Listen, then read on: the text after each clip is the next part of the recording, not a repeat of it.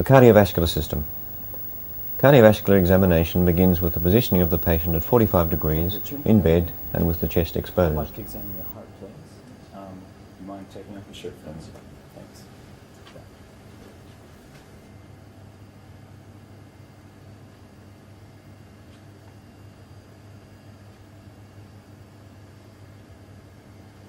It is vital to stand back and make a general inspection, looking for dyspnea, cyanosis, an intravenous line, an ECG monitor, and so on.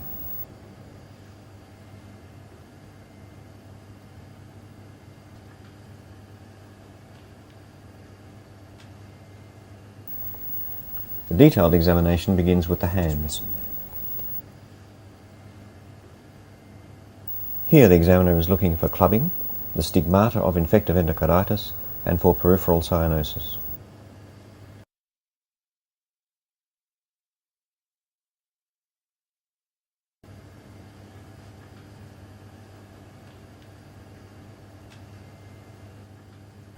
Okay, thank you. Just relax there. The pulse is assessed for its rate and rhythm.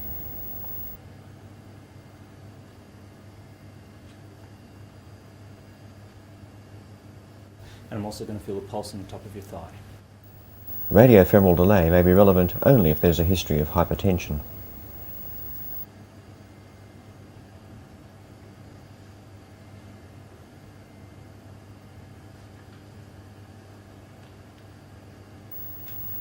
The blood pressure cuff should be 2/3 the size of the upper arm.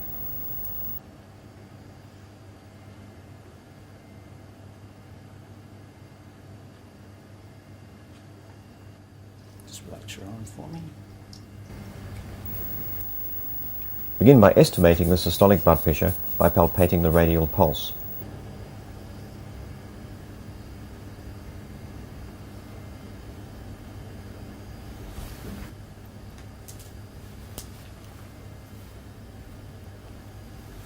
Then the diaphragm of the stethoscope is placed between the lower edge of the cuff and the brachial artery, and the cuff is pumped up again.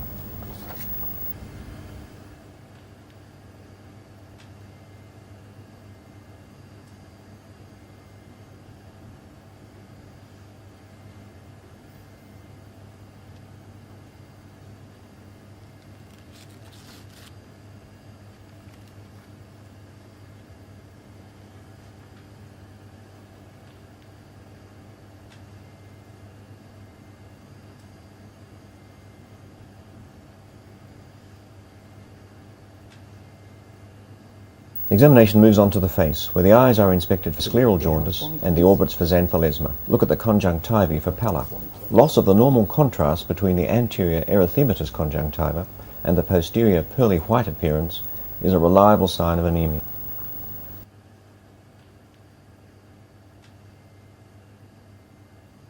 Look for the malar flush of mitral stenosis, and in the mouth for the high arched palate of Marfan syndrome, and at the state of the teeth. Now the important cardiovascular signs found in the neck are assessed. And relax your neck back.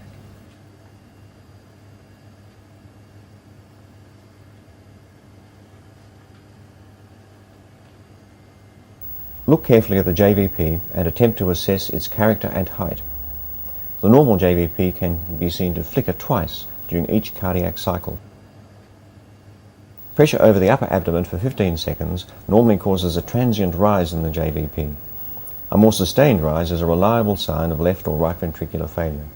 The abdomino-jugular reflux test. Next, the character of the carotid pulse is assessed.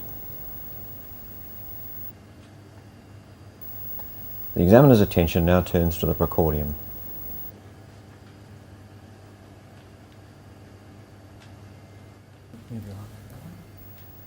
Look for scars, pacemakers, and chest deformity. The apex beat may be visible. The examiner now begins palpation of the chest. This usually starts with an attempt to feel the apex beat, establish its position, that is, where it is in relation to the midclavicular line and which interspace it is in, and to make an assessment of its character. It is worth spending some time on this important part of the examination.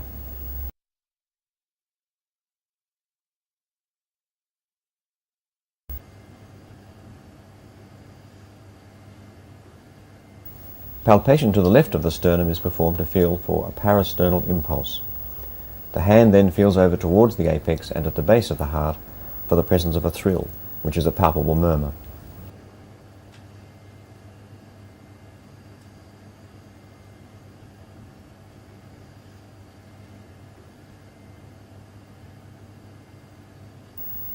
Auscultation is usually begun at the apex, with the bell of the stethoscope, and then with the diaphragm.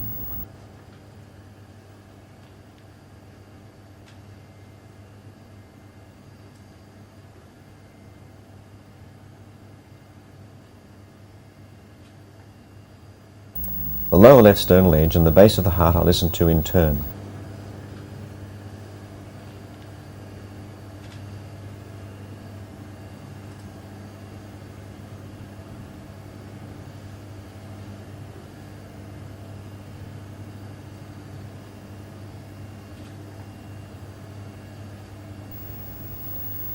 If there is a systolic murmur, listen over the carotids to find out if it is conducted there or if there is a carotid bruit present.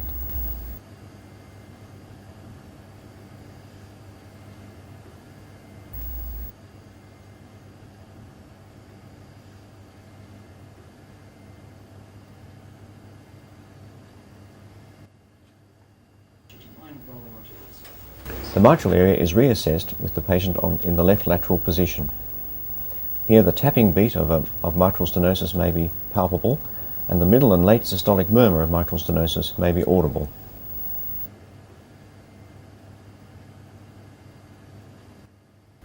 Thank you. Could you sit forward for me?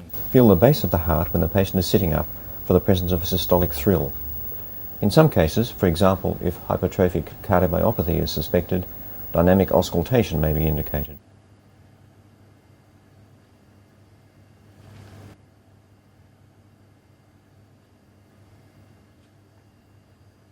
First to take a breath in and then breathe all the way out. Empty your lungs entirely.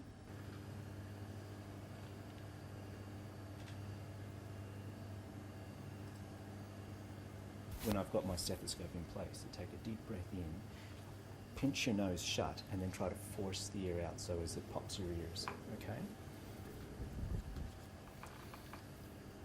All right, go now. Hold it in, look. Hold it. Okay, now breathe normally. Thank you. The examiner asks the patient to lean forward and inspects the back for scars or deformity and for signs of edema over the sacrum.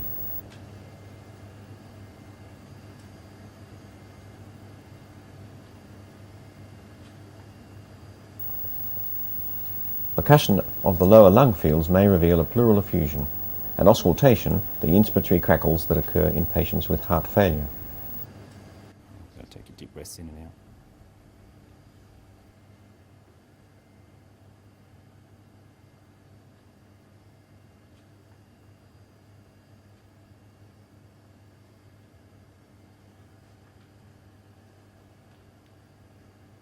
Thank you. The patient must now be laid flat so that the abdomen can be examined.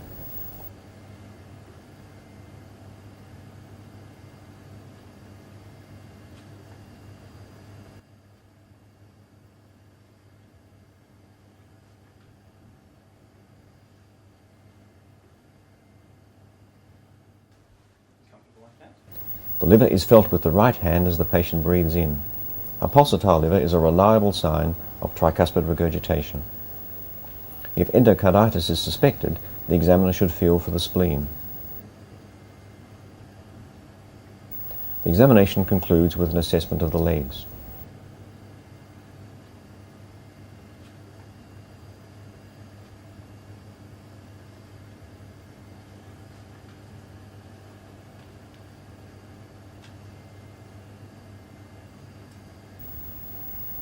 After compressing the skin over the lower tibia to test for pitting edema,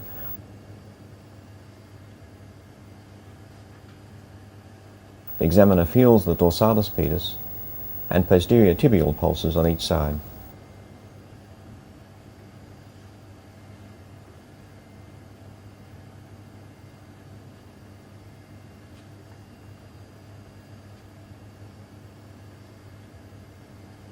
Compressing the calves for tenderness may be worthwhile if there is any clinical suspicion of deep venous thrombosis.